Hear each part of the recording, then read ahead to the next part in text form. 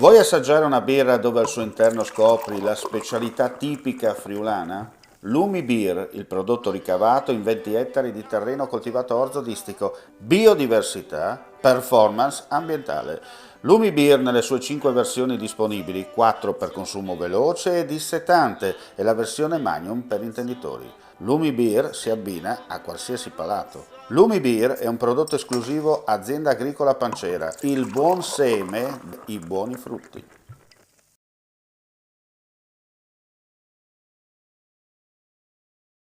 La Guardia di Finanza di Pordenone ha eseguito misure restrittive della libertà personale nei confronti di due persone stranieri per il reato di detenzione ai fini di spaccio di sostanze stupefacenti. Uno è stato arrestato e portato in carcere, per l'altro è stato invece disposto il divieto di dimora nella provincia.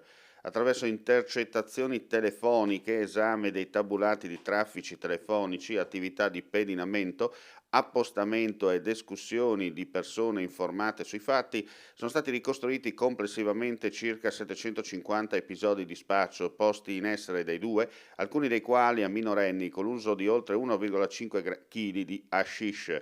Complessivamente sono stati individuati 21 acquirenti delle sostanze stupefacenti, dei quali 16 italiani e 5 stranieri. Negli ultimi 5 mesi a Pordenone la Guardia di Finanza ha sottoposto a misure cautelari personali disposte dal GIP complessivamente 9 persone che spacciavano eroina e hashish, i cui approvvigionamenti arrivavano a Udine e Venezia.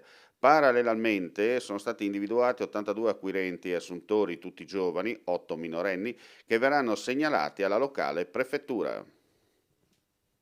Claudine, locale per palati fini e buongustai, dove si mangia, si beve e si respira bird, Collio e Quay.